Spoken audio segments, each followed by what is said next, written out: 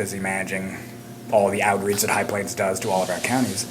And I am the recently appointed liaison for Cheyenne County. As our department grew, we took the 20 counties in our catchment area and kind of divided them up so we can see all of our counties more frequently.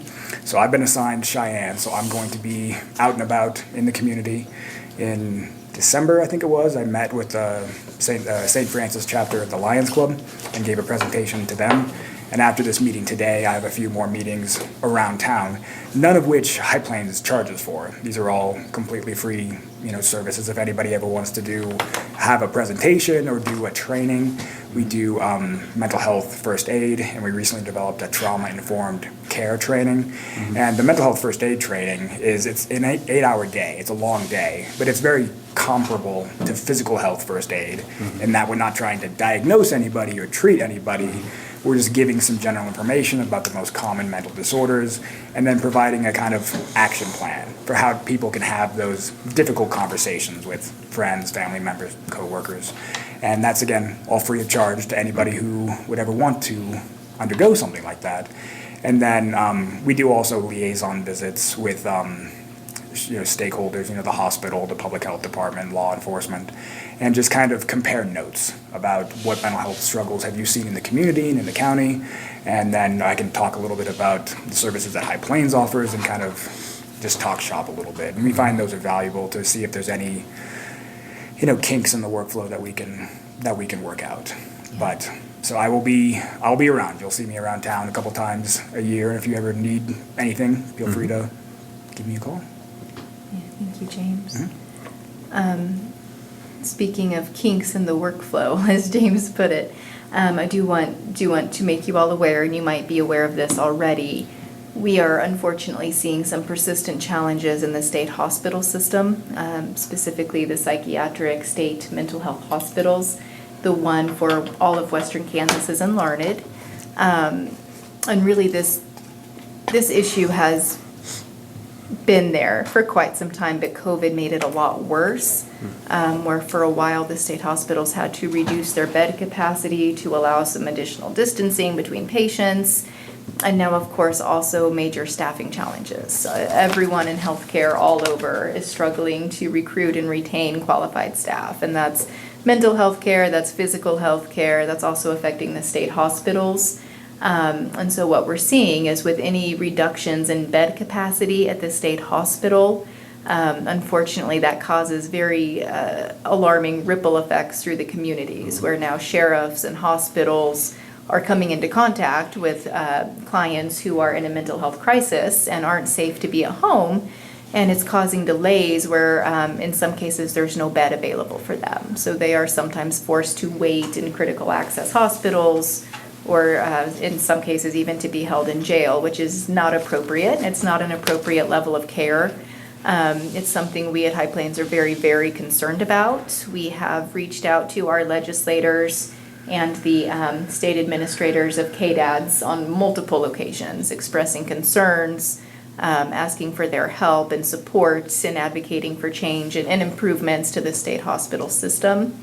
In fact, we're hoping to have a regional kind of stakeholder meeting to discuss some of these issues at the end of May, and we're hoping to bring some officials out with the state of Kansas as well, because it's very helpful for them to hear from not only High Plains, but sheriffs and hospital administrators and the ones who are really kind of being affected by these challenges.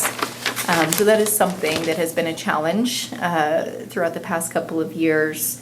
We are very much aware of it and concerned, but it's really more of a state hospital and policy issue. It's not a system that High Plains controls, or these aren't changes that we can enact on our own. It's really more of a state issue. Does anyone have any questions or comments about that? Just wanted to make you aware. No, I don't. Okay. Very good. And so in closing, you have the letter here in the packet. We do go before all 20 county commissions every year, and we make, a routine budget request for your consideration. We understand counties have a lot of different things that you need to take care of. We do have a 6-point formula that we use. We call it the fair share model, And we use that to try to come up with a number that is fair and equitable to all of the 20 counties we serve, because there is a lot of variation across our counties in terms of population and even the level of services that are available full-time within the community for High Plains. So the 6 points we use in figuring out this formula would include the county's population, the county's valuation, the number of clients served in your county over the last year, the number of staff that are paid and live in your county, kind of as an economic impact consideration. And then we also take into consideration what type of services are you receiving from High Plains, and counties with a full-time clinic are asked to pay a higher amount than those who might only have the part-time outreach office. And then the sixth factor in that formula is we do charge just a small kind of base fee for all of the 20 counties within the High Plains catchment area, just for the benefit of having the community mental health center available and serving the county. So based on those 6 points and the formula that we have created, the funding request for Cheyenne County for 2023 would be $17,304.43. So that is a benchmark. That would be our request based on that formula. And just presenting that for your consideration as you start working on your county budget. But again, realizing counties have a lot of coals in the fire, so to speak, and a lot of things you're needing to take care of. Yeah, we have a budget 2 weeks, start working on. Yeah. It always comes around quickly, doesn't it? It sure does. And that 17 is up from what? So the request made to Cheyenne County has consistently been within the $17,000 range for the last several years. If you look at the line graph here, it is a little confusing because as you can see, your funding level kind of spiked in 2021. It went up to about 17,000. It had been static at about 6,000 for several years.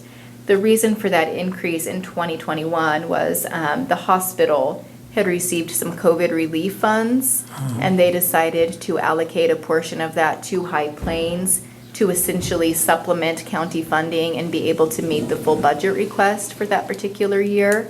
I do believe that was a one-time thing. We have not heard of any additional funds coming from the hospital for the next budget year.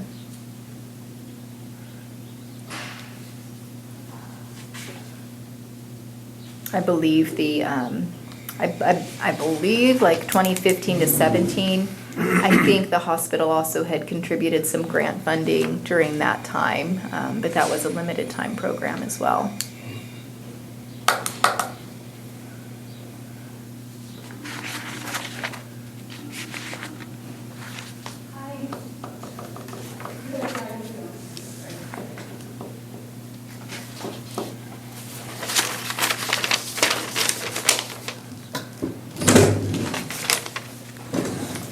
So I guess what, we don't act on this now, we have to wait till budget. Yeah, Absolutely. They're just requesting. just requesting. Yeah.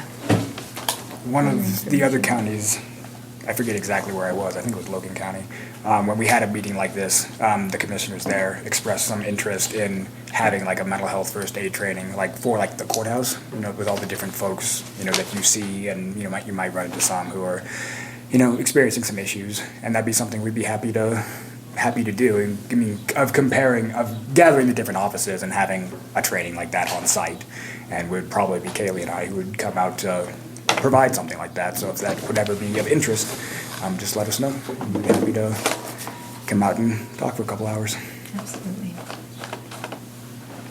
Does anyone have any questions or comments, feedback for us about anything?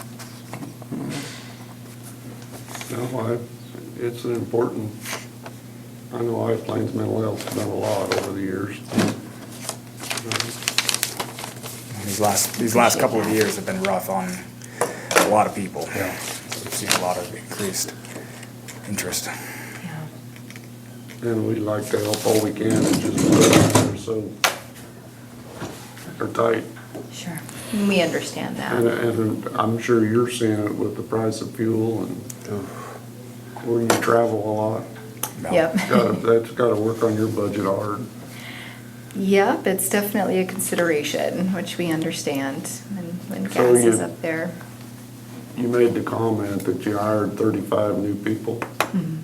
And you're planning on where do you plan on getting the money to do this? Good question. Yes, we did hire between 30 and 35 new people. It is our plan, it is our hope to be able to sustain those positions and to keep them on board beyond 2023 when the grants will end. So there's a couple of different ways that we could accomplish that. And the first one would be, it's just kind of a business principle. The more people you have that can take care of people and provide those direct billable services, we should see some increase in revenue because we're bringing on, oh my goodness, 6 or 7 new therapists even, in addition to a new psychiatrist and new case managers. And so all of those positions should be revenue generating. And so that should help considerably with being able to sustain.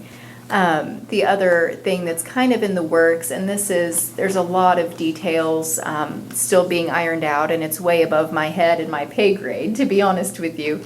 But the state of Kansas has taken steps to actually approve and implement the CCBHC system statewide. And we are in process of hopefully being considered for that and being approved and certified by the state of Kansas as a certified community behavioral health center. We don't know what the timing will look like. But when that is all said and done and implemented, CCBHCs are able to draw down an enhanced Medicaid reimbursement. It's similar to like the federally qualified health centers in the area, like the safety net clinics.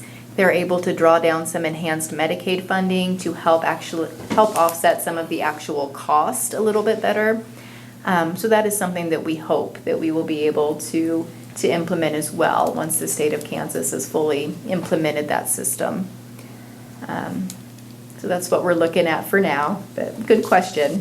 It's a lot of rapid Well- growth. Well, and I know it's none of your problems. It's because of where we're at in the state. We're right in the corner. But we send money to a lot of organizations. And we kind of get somebody 2 times a year. Sure. And you made a comment that, the economic impact of having all those people in Ellis Sure. or something like that. They own homes, they have children in the school systems. Right. We're short that.